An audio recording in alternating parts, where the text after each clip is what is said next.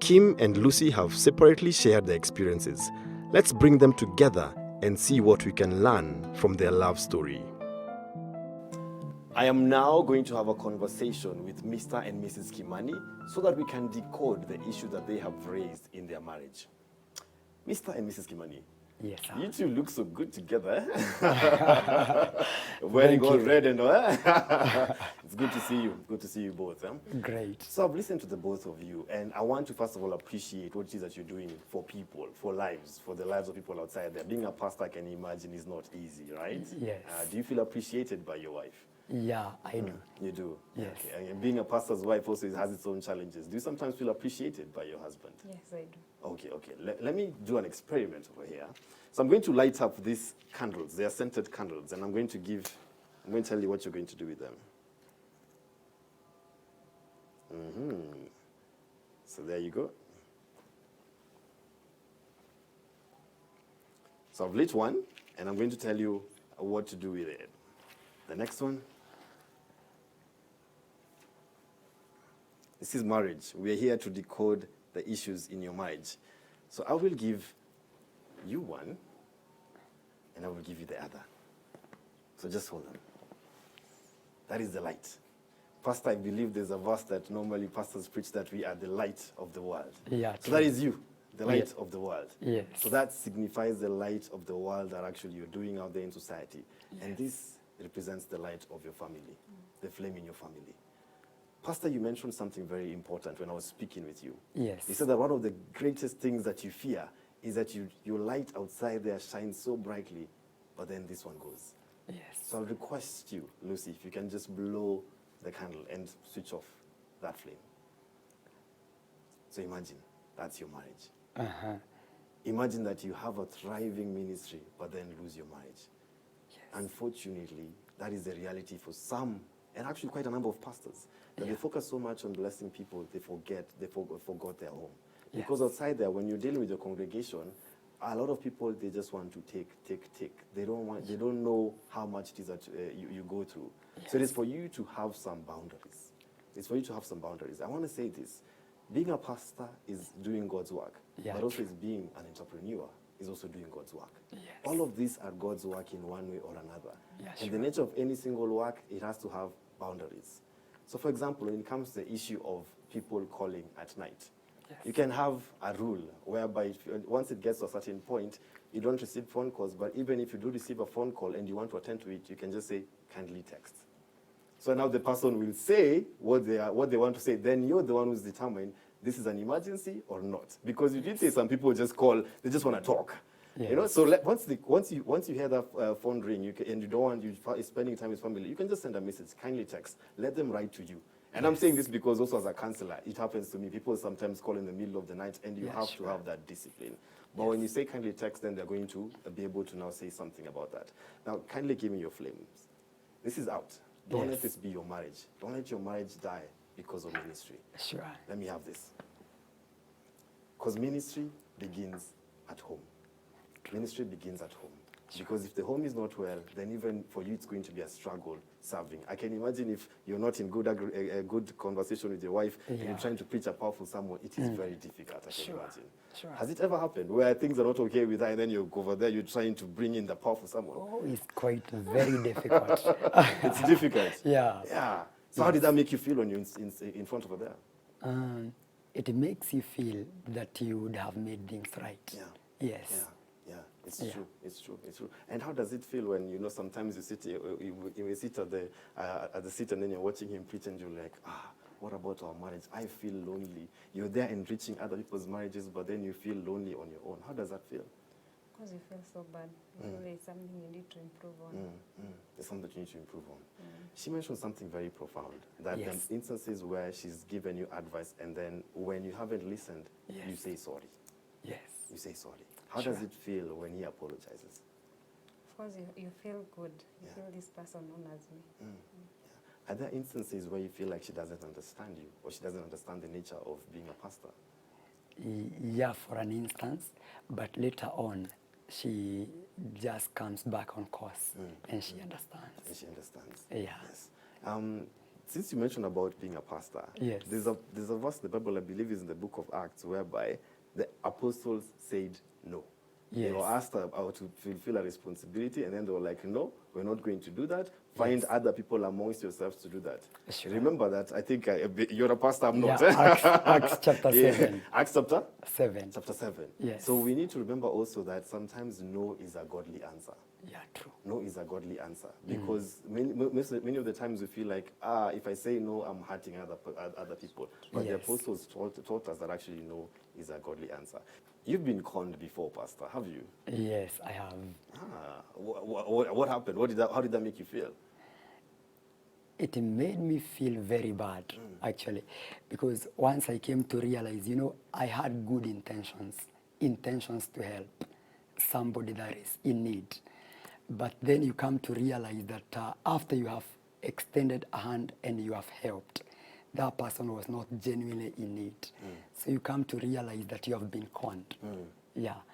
And it makes you feel very bad. I felt very bad. Very bad. Yes. Was there an instance where your wife warned you against helping that person and then you went ahead and did it and got banned? Yeah, in very many instances. Maybe at that particular time, maybe I used to assume that she doesn't maybe understand or really feel the need of this particular person. But then when it happened like that, that is when I came to realize there is something she had foresaw. Yeah, because Yes. that's one thing that we need to decode. Yes. Because sometimes your spouse will see things that you don't see. Sure. It is important to listen to the advice and to the counsel. Yeah, and sure. it could have saved you a whole lot of finances, emotional strain, if only you listened. Isn't it Correct. true, Lucy? Yeah, yeah. And so you need to learn to listen to that particular advice. Sure. And you mentioned about also feeling that you might actually end up losing your marriage Yes. if you don't watch out. Yes. How do you think it will feel for you, Lucy, if your marriage ended because of ministry? Yeah, I don't know whether you can be able to understand or figure it out. I can't even imagine. You can't even imagine. Because one of the things that he actually mentioned and needed to be decoded was for understanding that, you know what, this is actually ministry, and sometimes it is the work of God that he is doing. Do you sometimes feel like God cannot contradict himself? Like he wants you to go out there and also at the same time break your marriage? I don't think God is like that. You don't think God is like that? You don't think God is like that? Yeah. So what do you expect from him in terms of upholding the marriage together? I think he has what it takes to do a good ministry and sustain a good marriage. Yes, yes. What kind of improvements would you hope for him to do? It's a balance, how to hit a balance. How can he be able to balance time for ministry, to know that this is the time for ministry and this is the time for the family. Okay, okay, wonderful. She also mentioned that one of the things that also needed to be decoded is that time is also an issue on her side, Yes. working. So it's not just for you. Yes. Do you sometimes feel like, I don't have time to spend with my wife? She calls you darling. How do you call her? Yeah, darling. Yes. Has it ever occurred to you where you feel like, also her, she's too busy for you? Yeah, there are some instances I have felt like that. For example, there was a time she was in formal employment. And we had to come up with a decision. We had to arrive to a decision that now she has to quit working so that we can have more time together and also more time to serve God together. Yeah. Okay. Yes. And when it comes to the issue of finances, Yes. when it comes to the issue of finances, she mentioned that those instances whereby you work so hard and then the money that you get tends also to go now towards ministry. Sure. How long will that pumping in of money continue? I suppose it shouldn't continue because what I have come to realize is that both the family and the ministry should be distinct. In as much as marriage is part of the ministry, but they should be distinct. It's just we are saying that we need to establish boundaries whereby we know that this is the finances for the ministry, this is the finances meant for the family, and not intertwining between the two. Yes. It is true, it is true. When it comes to the matters of balance, I need to tell you this. You've started a young ministry. Sure. It's about to get busier.